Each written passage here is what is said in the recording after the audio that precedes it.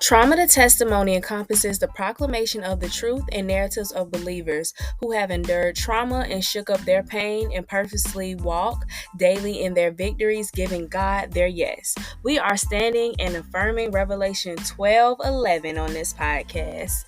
Listen, the surrender, the resurrection, overcoming trauma, the becoming better, the inner work you have to do, all heavy. Join me each week as we dissect the walk of faith we take as Christian women who have endured some of life's pain and struggles. We will dive into having the hard conversations to grow a deeper relationship with God. This right here is from my girls who have endured trauma but have a lot of Jesus.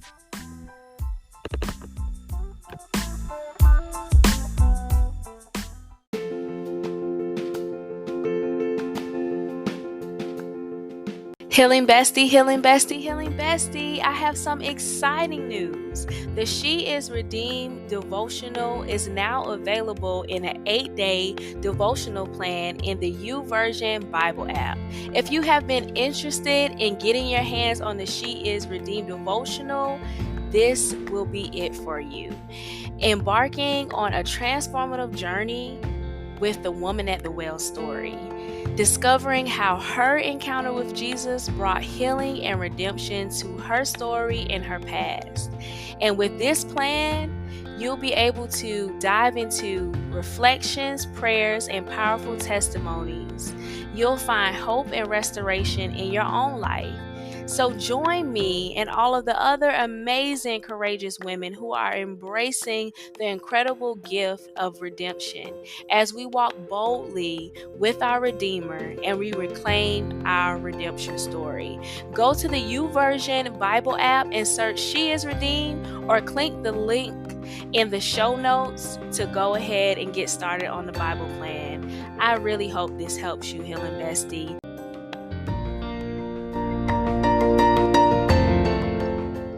Welcome back to the Trauma to Testimony podcast, where we are healing, learning, and growing and loving Jesus through our healing journey.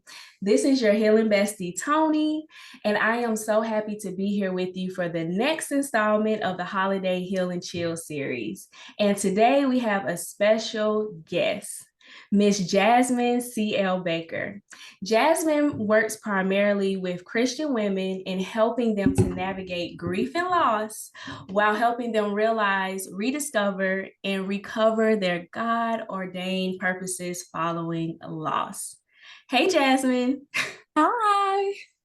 We are so excited to have you today, just to speak to us, about grief during the holiday season, because, it's something that I believe that we walk with throughout our lives, and the holidays just makes it all real sometimes. Yeah.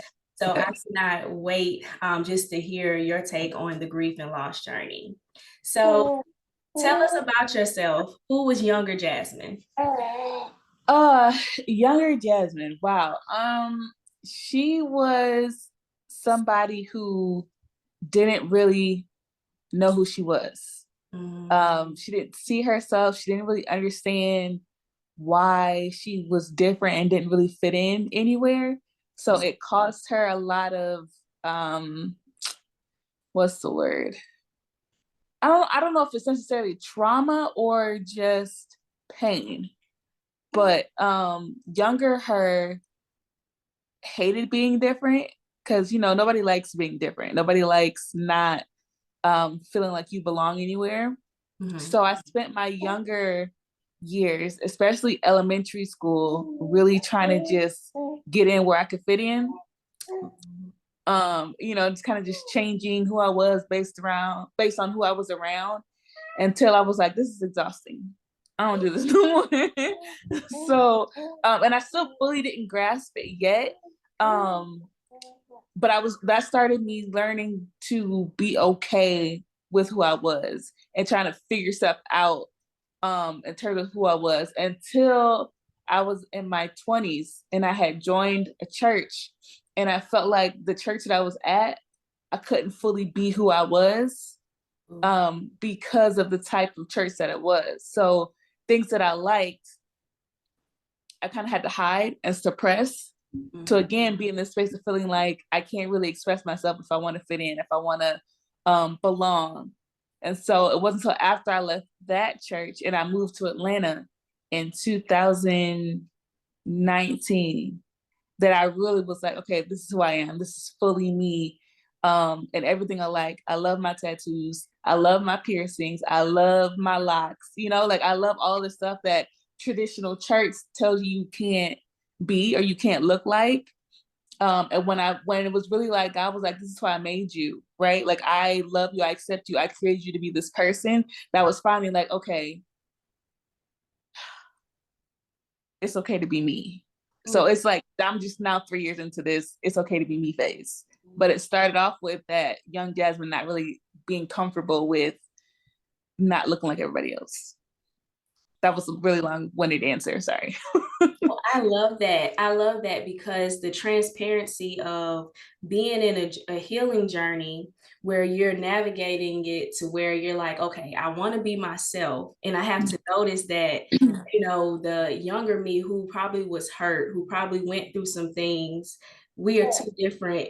The healing me and the younger me who went through some things are two different people. And now I have to separate from that person just to get to know me and be me again.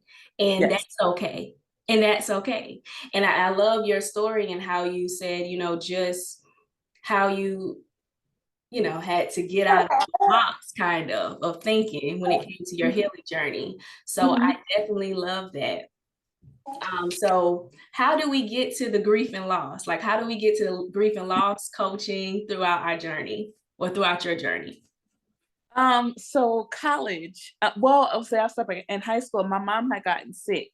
She got pneumonia and the pneumonia kind of just spiraled into everything else. Like she would develop bronchitis and the bronchitis developed into something else. We didn't know what it was. None of the doctors could tell her what it was, but it just made her really sick and it affected her breathing to where she went from this perfectly healthy, active woman to needing to carry around oxygen to function. Like it was crazy. But her going in and out of hospitals, yeah, it's okay. I know I'm loud. You fine? I'm right here. So to her going in and out of hospitals was normal. It's because it was so long, it was just, that was life. But in college is really when I started experiencing grief. My first, but it wasn't even with death initially. It was with my major. I decided I wanted to be an elementary school teacher when I was in 4th grade. I wanted to teach 3rd grade. So from the time I was in 4th grade until college, I was like, I'm gonna be a teacher. That's all I want to do. But, you get into college, just because you get accepted into the university does not mean you get accepted into your college. And I did not get accepted into the college. Well, I initially got accepted, but then they rescinded it because my GPA fell. Okay. So now I'm like, after 10 years of having this dream, I can't do it. So I'm like, again, who am I? What am I supposed to do? Type situation. So now I'm having to grieve this ideal of what I was going to do when I got older, not knowing that I needed to grieve that or not knowing that that was even a thing. I'm like, I choose my major, get over it. I'm trying to figure out something else out. I think I'm okay. Until 2012 comes when I'm supposed to graduate.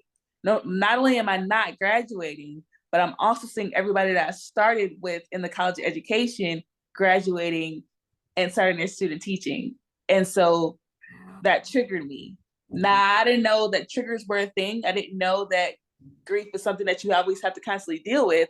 I'm just in the space where I thought I'm okay. And now this event is happening and it's putting me back in that place 4 years ago that I felt when I got that rejection letter. So 2012, I'm like, shoot, I'm having to deal with this all over again. That was in May. My granddad died in June. He was also had been sick for a while since I was in maybe 4th grade. So that was like a normal thing for him. But, of course, you get older. The older you get, your body just can't handle it. So he died in 2012. 4 months later, my mom died. And all this is going on. I'm 2.5 hours away from home. I didn't see either one of them before they died. So I'm having to deal with all of this away from my family while I'm in school, trying to survive at this point. And I'm just like, what the heck am I doing? I don't know how to process this. I don't know anything. The moment I knew that I needed to grieve was I started feeling sick.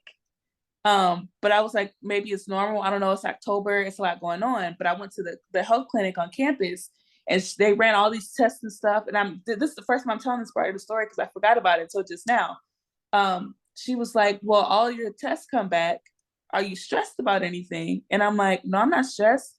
And I'm like, oh, well, my mom just died. And she was like, well, have you processed that? Have you grieved that? And I'm like, I'm supposed to do that? I didn't know. And so it wasn't until I was in the doctor because me not dealing with my grief affected my physical health. Like I was physically sick because I wasn't processing my grief. And she was like, you have to deal with this. And so that's when I started trying to figure out what grief was, what it looked like for me, how I could figure it out while still, trying to be in school.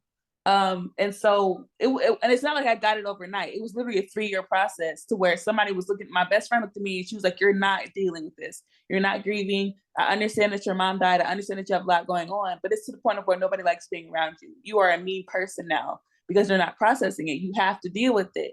And so at that point, I was like, okay, God, all right, let's talk. Because honestly, before that, for 3 years, I really didn't talk to him. I was still serving. I was still active. I was over campus ministry. I was in the praise team. I was over children's church. I was in the choir. I was doing everything, still showing up. But I was mad at God because I'm like, you could have helped my mama. You could have helped my daddy. You could have helped me. You could have, because you're God. So since you didn't, I want to talk to you.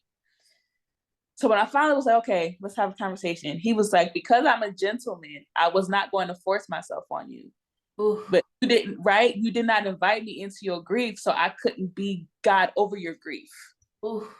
Right? You didn't invite me into your hurt, so I could not be God over your hurt. All the things that the scripture says I'm supposed to be, your Prince of Peace, your comforter, all that, I could not be any of that because you didn't allow me to. You didn't invite me into your situation. So I just kind of had to sit here watching you helpless because I wasn't going to force that on you until you were ready. So I was like, all right. Jasmine, you just really said something so powerful. Have to pause because God is just so faithful. Even when we are going on about our ways, we're trying to fix everything. We're like, okay, I'll just work it away. I'll just read it away. I'll just, I'm gonna be real. I'll just pray it away, but we ain't really praying. And we're not waging war on things. So the most powerful thing, and you just brought this up in just your testimony, is that the most powerful thing we can do is really cast our burdens on God, cast our cares. And because God wants that, God wants our heart. God wants to know, how can I come in your heart and take it all over? Like, how can I really take this situation that's holding you down over? And it's like, sometimes we learn to go with emotions. Like healing, we don't really get to the core of healing until we can be real and honest with ourselves about what is going on. And that is so powerful that you were able to say, okay, after, taking in a collection of friends and taking in a collection of going to the doctor and knowing that something's not right. Okay, I keep getting this reoccurrence, and God is so faithful that God will keep sending people, sending situations, sending things to us. And it's like we have to slow down to really be like, okay, something is not right. And I love that, just that moment. And one thing you mentioned as well is it took 3 years.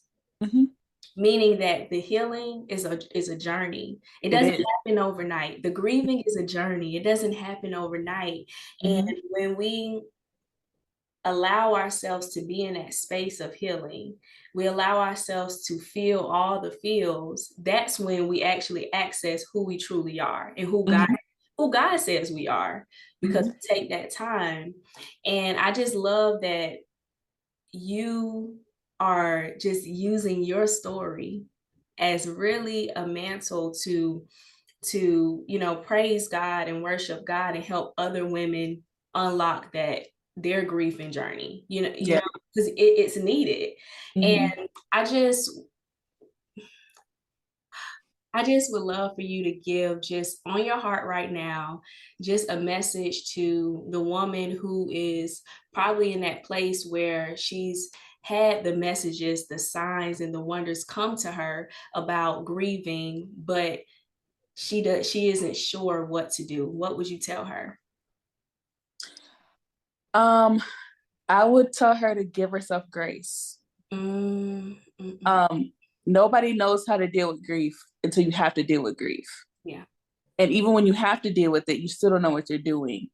But some grief makes you feel like you have to know what you're doing. Like maybe I just have to keep going. Maybe I have to keep working. Maybe I have to do something. And really, sometimes you don't have to do anything. Mm. But in the not doing anything, you have to give yourself the grace and the space not to do anything so that you can figure it out. I love that. I love that. Give yourself grace. Mm, mm, mm. Okay. So now, when it comes to the holiday season, we are going around maybe some spaces, some environments, some people that trigger us, and maybe re-inviting some being reinvited into places where, you know, maybe we went to a grandmother's home, or maybe Mm-hmm. we went to a place where, we don't have that person that we love so very much there during the holidays. How do we best navigate grief and loss during the holidays when we're missing someone physically being there? So the first thing I would say is plan for how you're going to spend the holidays ahead of time. Okay, that's Um, so plan on where you're going to go, what that's going to look like, or if you all are still all meeting, you need a plan for who's making what. Because if the person who always make the dressing is the person who's no longer there, y'all don't want to be on Christmas Day looking like who making the dressing. And then not only do y'all not have dressing, now y'all are all sitting there sad because now you're reminded that that person is no longer there. So plan on how you're gonna spend it. Like, or if you're a single person, um, figure out what your game plan is ahead of time. Where you're gonna go, who you're gonna spend it with, do all that as much as you can beforehand, so you're not having to have the stress of it the day of. That's what you don't. You don't want to stress yourself out unnecessarily on the day of. So the first thing is make a plan. Second thing is make you or establish your boundaries for when you're going to be wherever you are.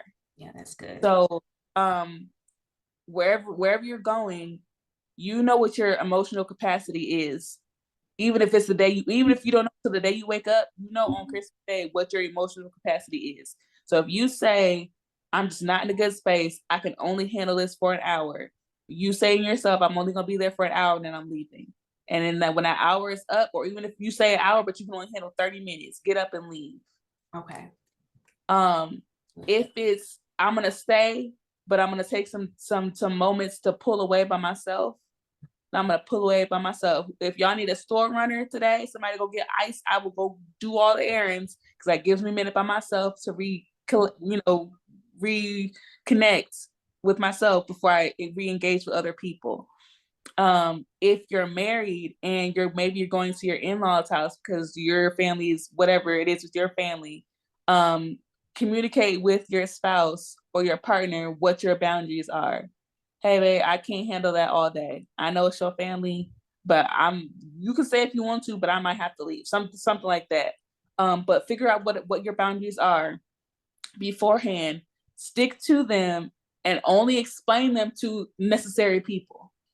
So in the instance of if you're a spouse or if you're married, of course you have to excuse me, you have to explain your boundaries to your spouse, of course. But outside of that, your sister, your mama, your auntie, them, you don't nobody no explanation. Why you leaving already? I'll see y'all tomorrow, or I'll see y'all when I see y'all. I'm about to leave. If you're not going at all, why you not coming? I am not coming this year. I still love y'all. I'll see you when I see you. You do not owe anybody an explanation. Your mental health and your peace is not negotiable.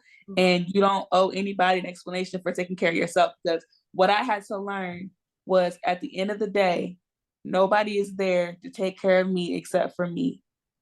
And Ooh. if I'm spending all of my energy concerned about how my decisions are going to affect you, when I come home at night by myself and Mm. I've done myself so much to the point of where I'm crying, you're not there to comfort me because I'm shattered because I poured out too much. Ooh. I'm there by myself.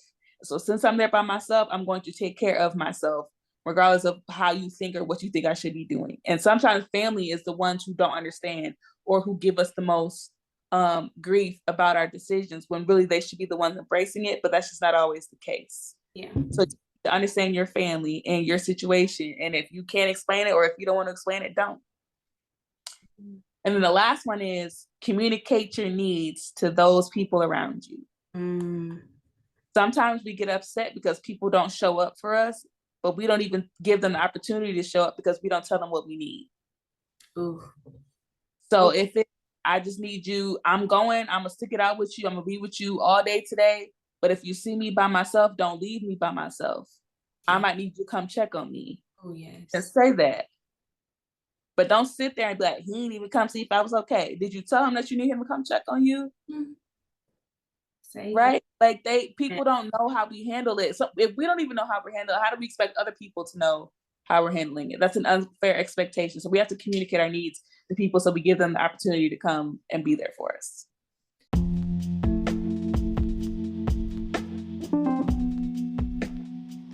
Hey there, Healing Bestie.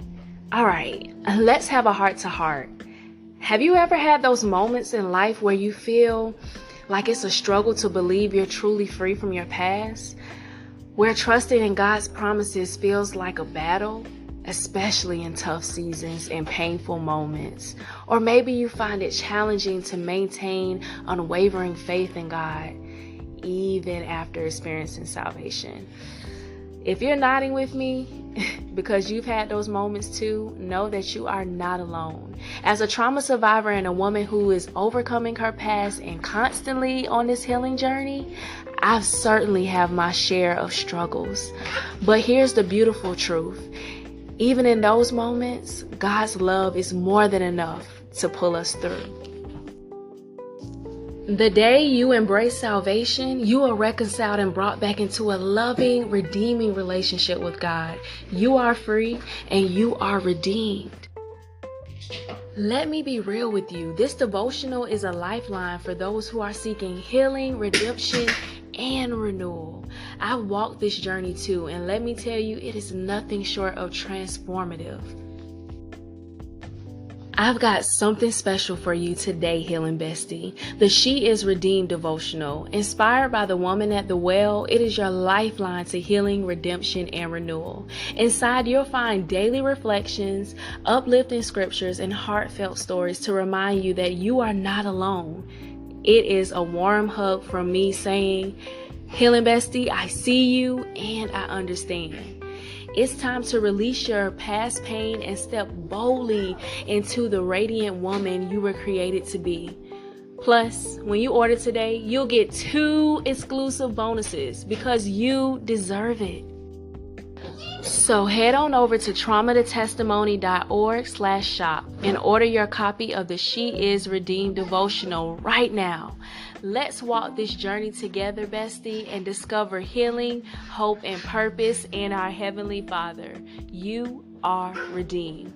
Find the link in the show notes to grab your copy. Don't wait. Your redemption journey awaits.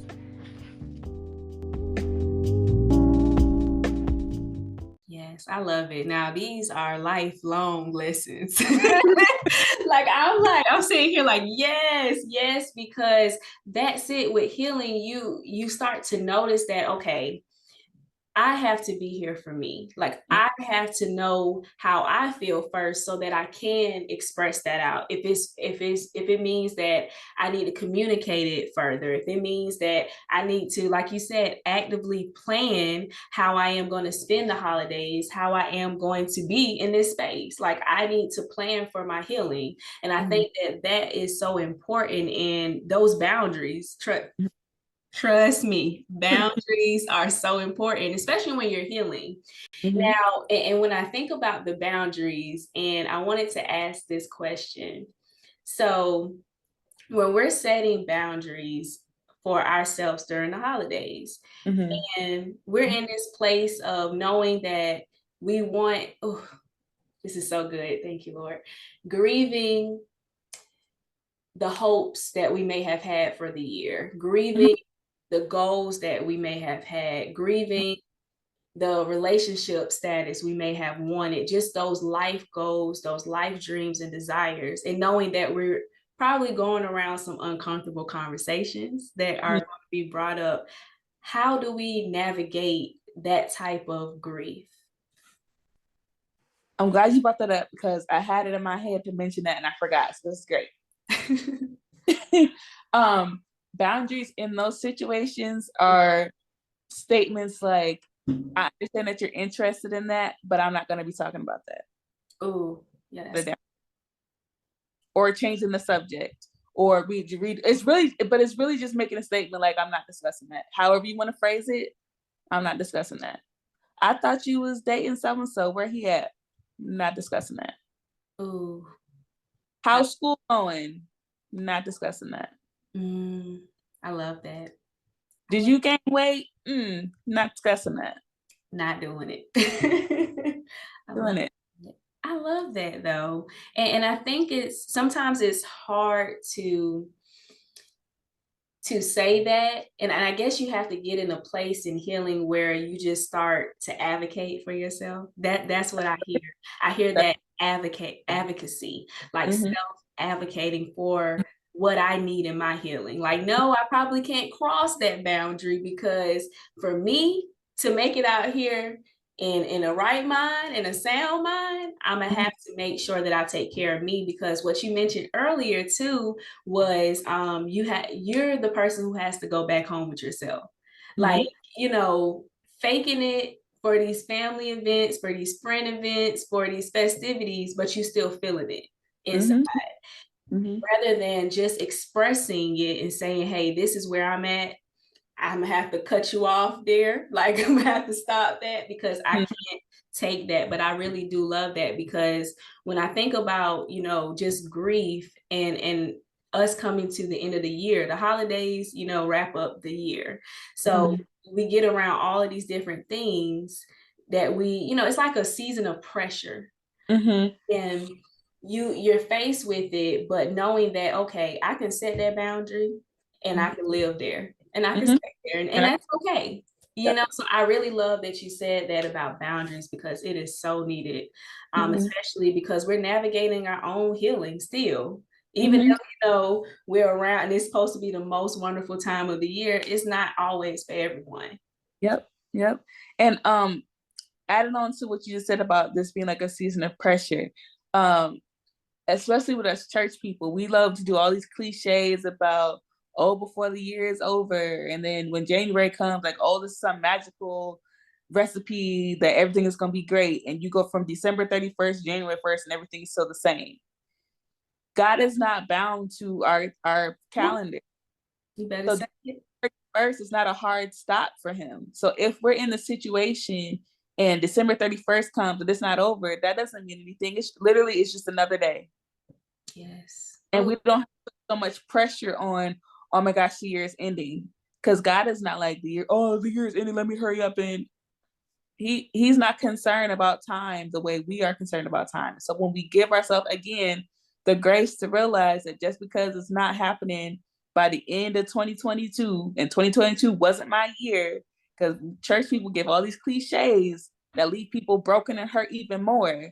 When we don't subscribe to that, it frees us up to not feel as pressured just because the year is ending, when we understand that God can do whatever he wants, whenever he wants. Our January 1st in our life can be in March.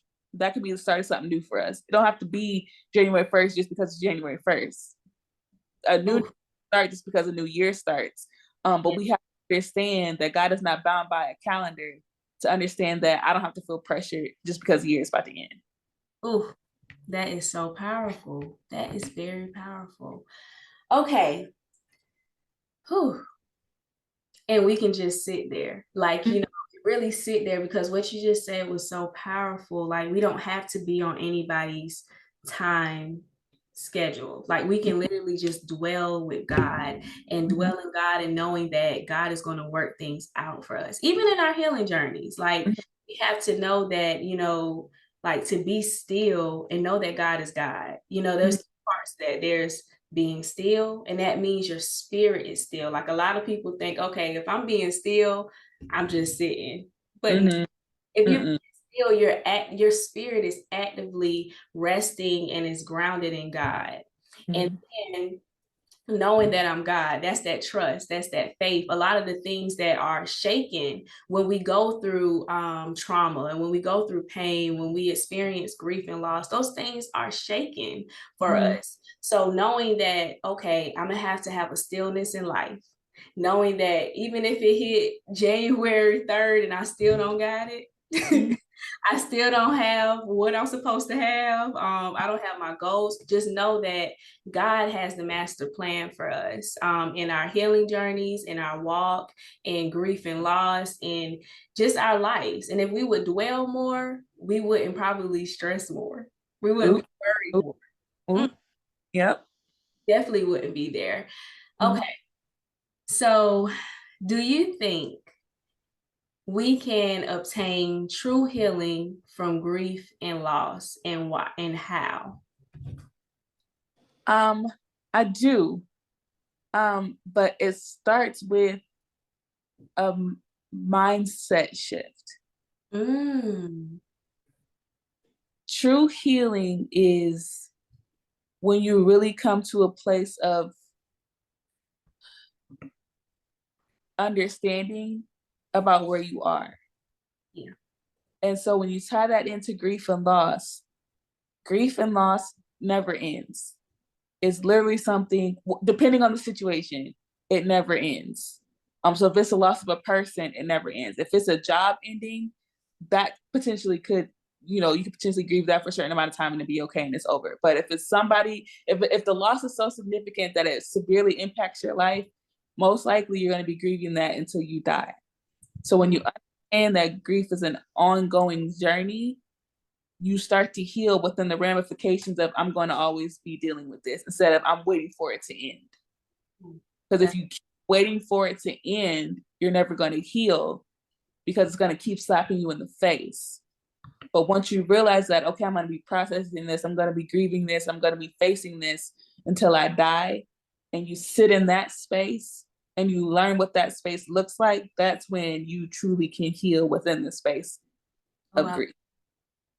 I love that. Whew. Okay. So what does healing look like for Jasmine in this season?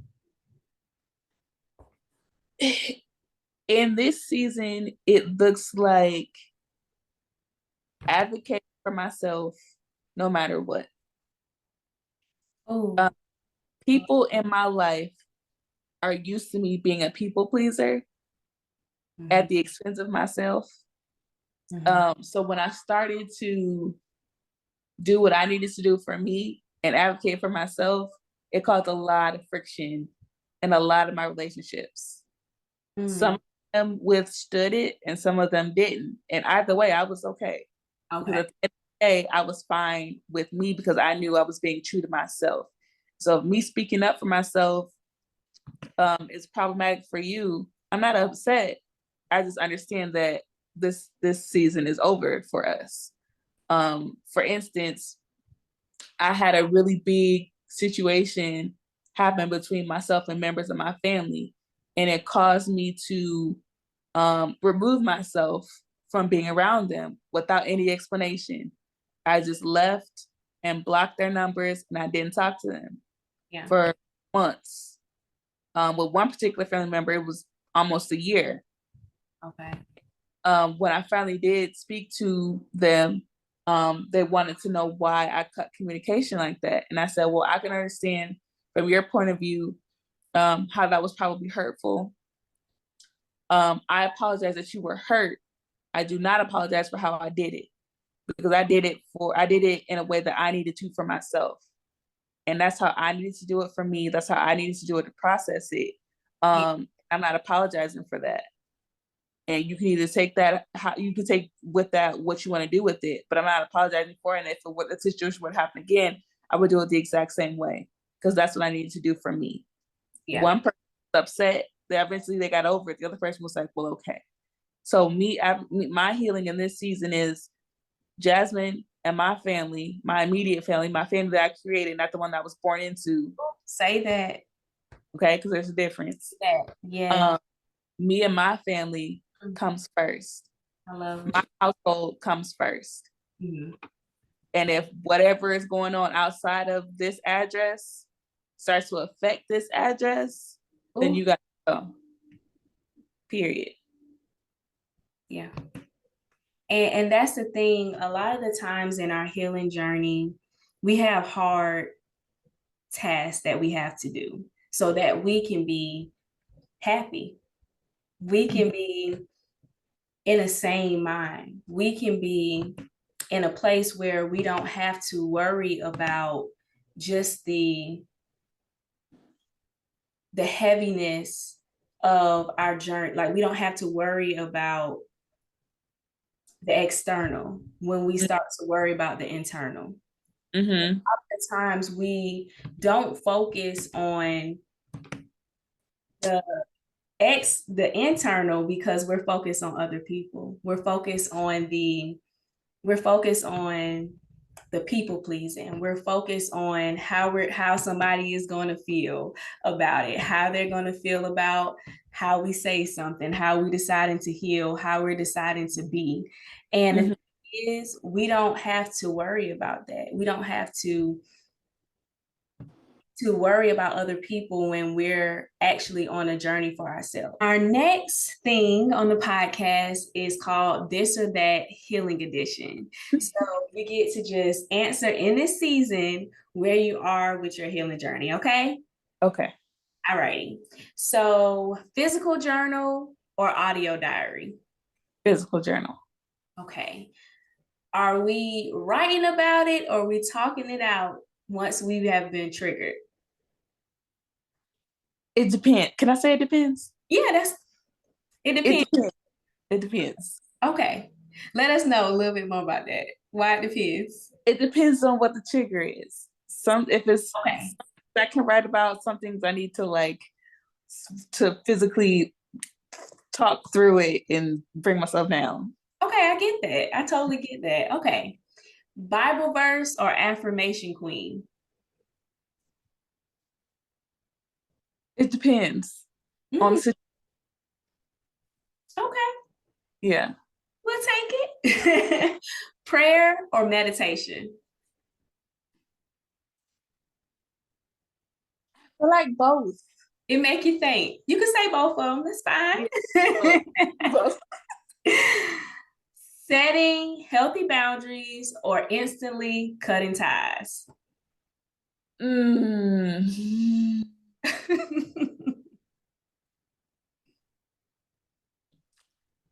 My initial reaction is to instantly cut ties, but I'm working on setting healthy boundaries because I don't like confrontation. So typically to avoid confrontation, I'll just cut you off. Oh, okay. You know, so to learn how to express myself more, I'm working on this what your boundary is. But then if you cross it, then I'm gonna cut you off and then I'm done. Okay, I'm loving it. I like the different things that you're putting in place. Peace or joy?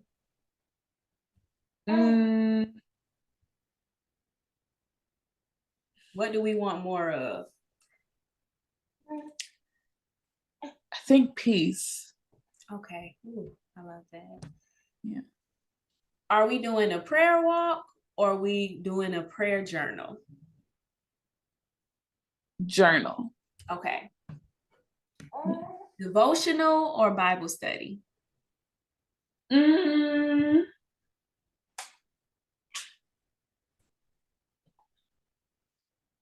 I think a Bible study.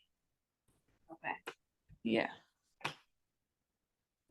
Therapist or life coach? Okay, that's hard because they both have their places. Okay. But I think in this specific season, I need a therapist. Ooh, okay. Are we worshiping God or are we a prayer warrior in this season? Worship. Okay. You've been so good. So it has been so good to have you, Jasmine. I want you to let my audience know how they connect with you further after this podcast episode. So, y'all excuse my baby. You can find me on social media as Jasmine CL Baker on TikTok, Twitter, and Instagram. And on Facebook, I'm Jasmine. Well, I guess it's still Jasmine CL Baker on Facebook too. Yep. Okay, so Jasmine CL Baker everywhere. You can find me. All of my links are in my Instagram bio. So if you're trying to find my book, that's on Amazon, you can find it there. My podcast link is there. Ways to work with me is there, or you can just shoot me a DM if you have questions about how you can work with me, about coaching and stuff like that. Just shoot me a DM. I think that's it. Yeah. Awesome. Okay.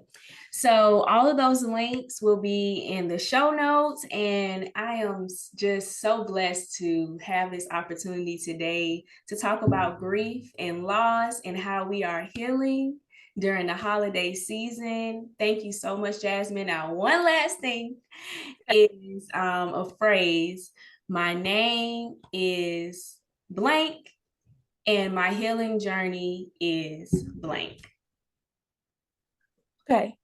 My name is Jasmine, and my healing journey is personal. Ooh, I love that. Ooh, powerful. All right. Well, that is all that we have for this week. And I will see you next week.